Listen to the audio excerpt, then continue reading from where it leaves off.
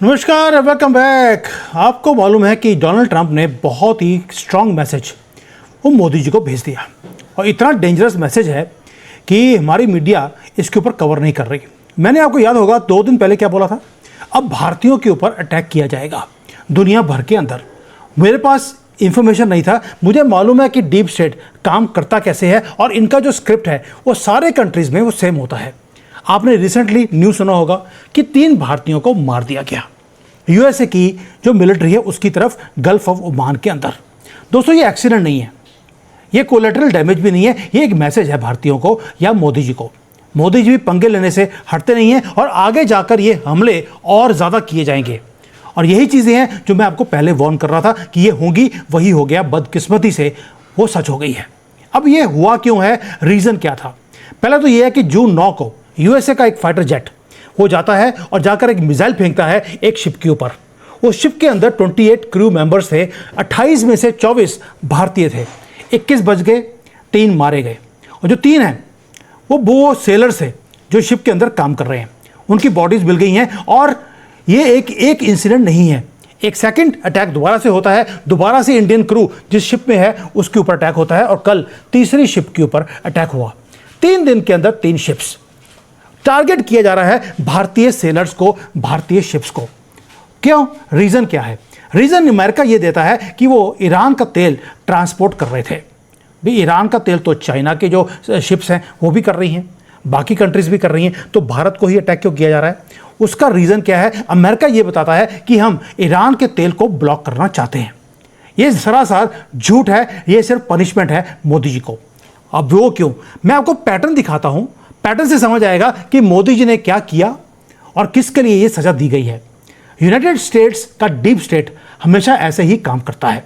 जब भी कोई कंट्री रिफ्यूज करती है इनके सामने झुकने से, तो ये उनकी या तो गवर्नमेंट को गिरवा देते हैं, वहाँ पर स्टूडेंट्स का प्रोटेस्ट करवाया जाता है, वहाँ की जो मीडिया है उसको कंट्रोल किया जाता है और उसके बाद केओस को स्प्रेड किया जाता है।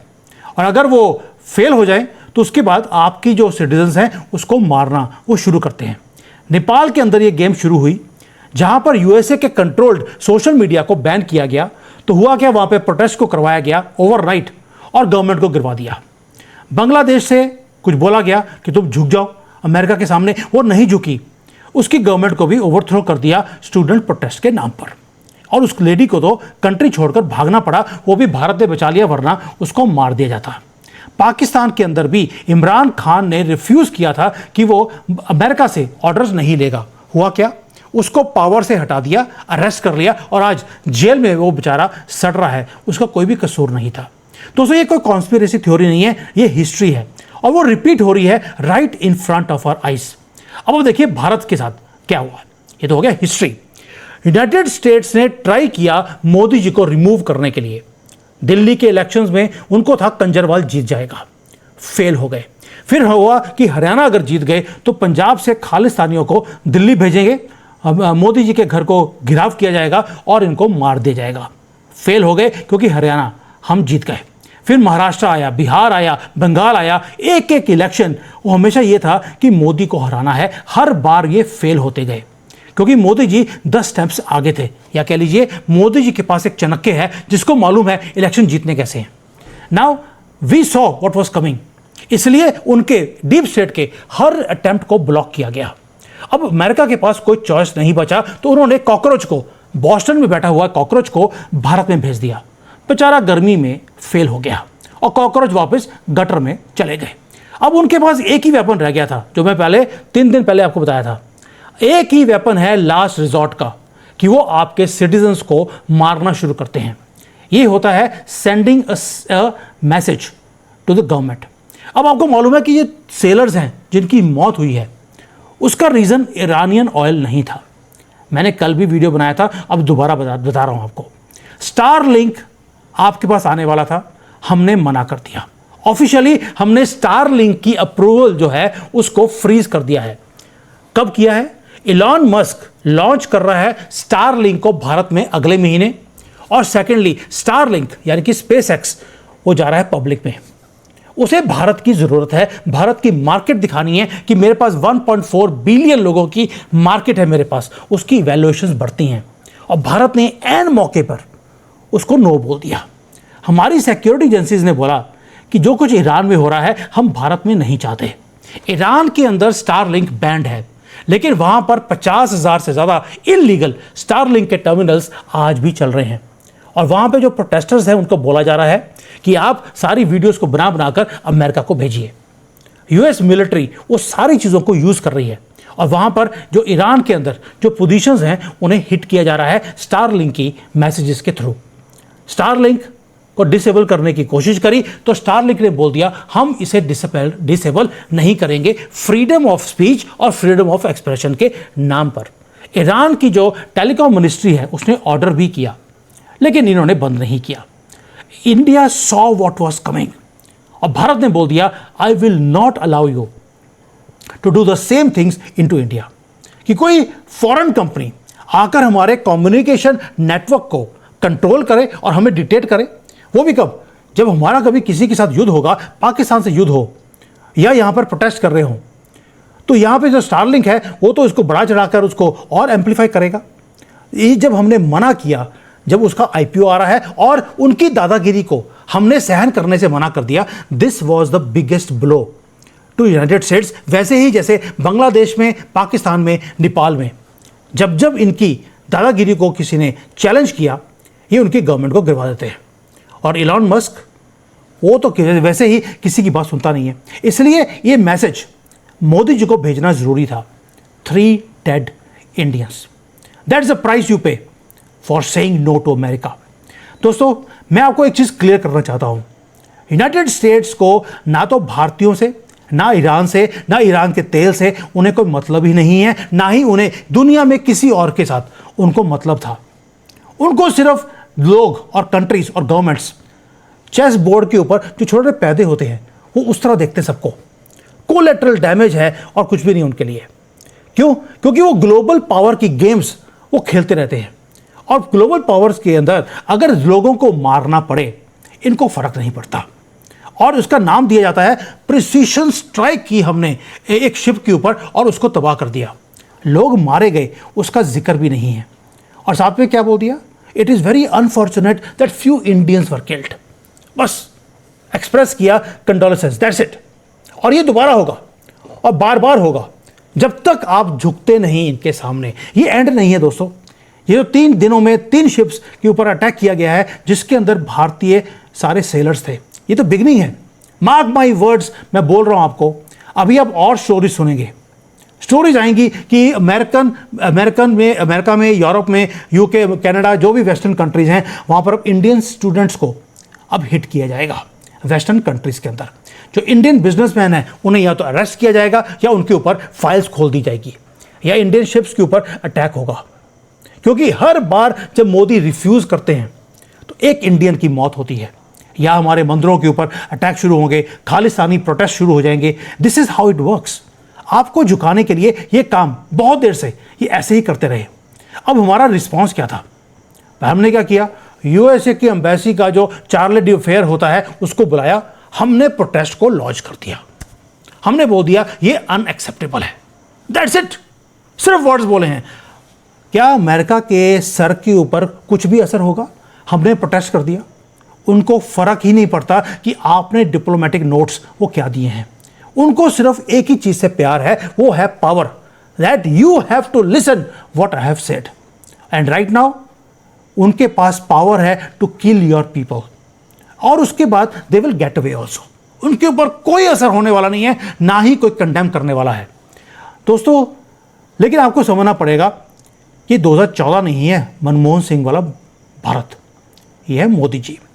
अगर वो सोचते हैं कि 3-4 लोग मार कर, कुछ स्टूडेंट्स को मार के वो मोदी जी को झुका देंगे, वो अपोलोजाइट हो जाएंगे, मोदी झुक जाएंगे, ये नहीं होगा। और इसीलिए ये जो सिचुएशन है भारत की वो और वर्स होने वाली है जब तक कि हम स्टारलिंक को परमिशन नहीं देते भारत के अंदर। आपको याद है मोदी जी के साथ ट्रंप ने बात करी थी 3-4 महीने पहले और इलॉन मस्क उसके अंदर घुस गया था और उसने स्टारलिंक की बात भी करी थी। मैंने कवर भी किया था इसको ईरान की युद्ध के अंदर। Now this is going to become verse.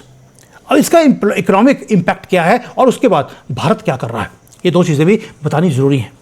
Oil के प्राइसेस ऑलरेडी 7% इस हफ्ते बढ़ चुके हैं। मैंने आपको युद्ध शुरू होने से पहले बोल दिया था 2 चीज़ें, ऑयल के प्राइसेस बढ़ने वाले हैं, गोल्ड के प्राइसेस क्रैश होने वाले हैं, वो दोनों चीज़ें हो गई। और दूसरी चीज़ बोली थी, भारतीयों के ऊपर अब टैक्स इंक्रीज होंगे, बिकॉज मुझे मालूम है मोदी जी अमेरिका की बातें नहीं सुन रहे, यही काम किया जाएगा। कॉकरोच जनता पार्टी को भेजा गया था इसीलिए कि देखिए कि यहाँ पर भी कोई प्रोटेस्ट होते हैं, जब फेल हो गया तो अब भारतीयों के ऊपर अटैक। इनके पास चॉइस था नहीं। शिपिंग कॉस्ट बढ़ चुकी है, ऑयल के प्राइसेस बढ़ चुके हैं, गोल्ड नीचे आ चुका है, और 2.5 लाख भारत के जो हमारे ये लोग हैं वो वर्ल्ड ओवर पूरी शिप्स के अंदर वो काम कर रहे हैं। अब वो हर भारतीय जो भी शिप में काम कर रहा है, बेशक वो भारत का फ्लैग उस शिप के ऊपर है या किसी शिप के अंदर टोटली इंडिया का क्रू है, वो सारे डेंजर में हैं। और यूएसए क्या बोल रहा है दुनिया को कि अगर आपने ईरान के साथ युद्ध किया तो हम आपके लोगों को मार देंगे। इसका ईरान के युद्ध के साथ या तेल के साथ को लेना देना है ही नहीं। सिर्फ एक ही चीज़ है कि भारत ने एक चॉइस करी, हम रशिया से तेल भी खरीदेंगे, हम ईरान से भी खरीदेंगे, और हम अमेरिका की दादागिरी को सहन नहीं करेंगे। हमें बोला गया आप चूज कीजिए साइड को, हमने चूज किया भारत की साइड को। हमारी सॉवरेनिटी हमारे हाथ में है, और ये चीज़ें हैं जो यूनाइटेड स्टेट्स हेट करता है। इंडियन मीडिया बोल रहा है जी हमारे 3 सेलर मार दिए। नो, आपको मैसेज भेजा गया है अभी और मरेंगे, स्टूडेंट्स भी मरेंगे और सेलर्स भी मरेंगे। अब मैं आपको एक चीज़ पूछता हूँ, और इस रोल को रिवर्स करते हैं। सपोजिंग भारत का जेट होता और 3 अमेरिकन सेलर्स को हम मार देते इंटरनेशनल वाटर्स के अंदर, क्या होता? यूनाइटेड स्टेट्स ने अब तक हमारे ऊपर युद्ध, they would have declared a war, और साथ में हमारी सिटीज़ को बॉम्ब करते और हमारी इकोनॉमी को डिस्ट्रॉय कर देते, और उसके बाद पूरी दुनिया में हमें नंगा घुमाया जाता कि देखिए 3 अमेरिकन को मार दिया। लेकिन अगर अमेरिका ने किया है तो बिजनेस इज एज यूजुअल, क्योंकि हमने उनकी एम्बेसी के चार्ली उसको अफेयर को बुलाया, हमने एक फाइल कर दिया उसको पास प्रोटेस्ट, एंड काम खत्म। और इंटरनेशनल लॉ वैसा का वैसा ही है, protection under freedom of navigation, that's it. Hypocrisy of the highest order है। इसलिए बोल रहा हूँ हमारा जो जवाब है थोड़ा सा स्ट्रांग होना चाहिए यार। लेकिन मैं उसके ऊपर भी आता हूँ कि अभी वाई एंड वाई नाउ ये क्यों किया गया वो भी बताऊंगा आपको दोस्तों, क्योंकि यूनाइटेड स्टेट्स रूल्स बनाता है अपने फेवर के लिए, तोड़ता भी है अपनी फेवर के लिए, और जो जो इनको फॉलो करेगा वो बचेगा, वरना यू हैव टू डाई। लेकिन भारत ने पिछले 10 सालों में रूल्स को फॉलो करना बंद कर दिया। That is why we are being punished, और हमें पनिशमेंट और मिलेगी भी आगे भी जाकर। But why now? उसका रीजन एक और है। एक तो आपने मना कर दिया स्टारलिंक को, दूसरा G7 की मीटिंग अगले 5 दिन में वो होने वाली है। मोदी जी मीटिंग करेंगे ट्रंप के साथ फेस टू फेस, और ये अटैक बड़ा टाइमली है, परफेक्टली टाइम किया गया है। एक मैसेज है बिफोर द मीटिंग। क्यों? क्योंकि यूएसए 3 चीज़ें चाहता है मोदी जी से। पहला, स्टॉप रशियन ऑयल। दूसरा, ट्रेड डील साइन करो ऑन अमेरिकन टर्म्स। और तीसरा है स्टारलिंक को अप्रूवल दो इमीडिएटली। अब मोदी जी तीनों चीज़ों के ऊपर एग्री नहीं कर रहे, और एग्री जितना हम नहीं करेंगे उतने ज़्यादा इंडियंस को मारा जाएगा या यहाँ पर प्रोटेस्ट को वो किया जाएगा। आपको क्या लगता है राहुल गांधी वो सारे अपोजिशन लीडर्स को लेकर वो दिल्ली में बैठकर मीटिंग करता है कि मोदी गवर्नमेंट को 1 साल से पहले गिरवाना कैसे है? सारे ये हारे हुए कारतूस ये इकट्ठे हुए थे। उधर से कॉकरोच जनता पार्टी एक्टिवेट हो गई, इधर से राहुल गांधी एक्टिवेट हो गया। ऐसे कैसे हो गया? क्योंकि फंडिंग आई है पीछे से कि भारत में आग लगानी है। इसलिए ये अल्टीमेटम है, एक मैसेज है which is written in blood. जो आपके 3 सेलर मारे गए हैं, अभी आप भारत में देखेंगे दंगे होते हुए, प्रोटेस्ट इंक्रीज होते हुए। ये ऐसे छोड़ने वाले नहीं आपको दोस्तों। अब होगा क्या? होगा ये, मोदी जी बैक डाउन नहीं करेंगे because he doesn't know how to back down. वो भारत की बात करते हैं, और जो अब हमारे सेलर्स मारे गए या अपोजिशन लीडर्स को एक्टिवेट कर दिया गया, इसके बाद मोदी जी सरेंडर करेंगे? पॉसिबल ही नहीं है। हमारे 3 इंडियंस तो मारे गए और पूरी कंट्री वॉच कर रही है, और यूनाइटेड स्टेट्स भी एस्केलेट करेगा इस पूरी सिचुएशन को, ताकि आपके ऊपर हमारी मीडिया तंज कसे मोदी जी के ऊपर कि वीक प्रधानमंत्री। अभी आप देखेंगे राहुल गांधी बोलेगा बड़ा वीक प्रधानमंत्री है, वो हमारी शिप्स के ऊपर अमेरिका अटैक भी करेगा, भारत के अंदर सोशल मीडिया के थ्रू अटैक भी कराया जाएगा, अमेरिका में भी हमारे इंडियंस को अटैक किया जाएगा, और ये क्योस को भारत में क्रिएट करने की पूरी कोशिश की जाएगी।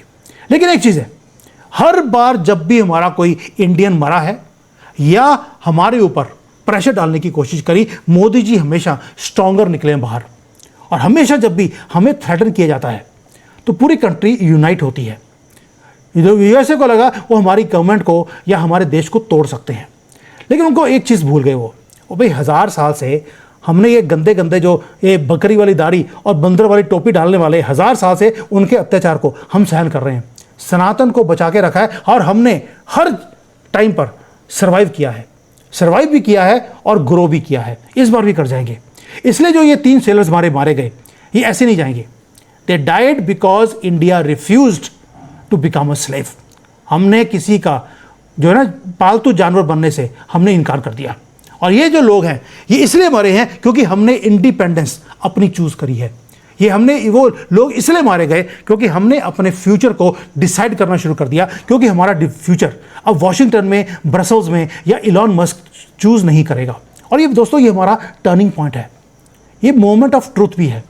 या तो इस वक्त हम गवर्नमेंट के साथ खड़े होंगे ताकि हम ना तो हमारी गवर्नमेंट को झुकने देंगे, ना ही वो अकेला बंदा खड़ा होगा मोदी जी, उसके साथ 100 करोड़ भारतीय, बाकी तो जिहादी हमारे देश को बिलोंग करते नहीं।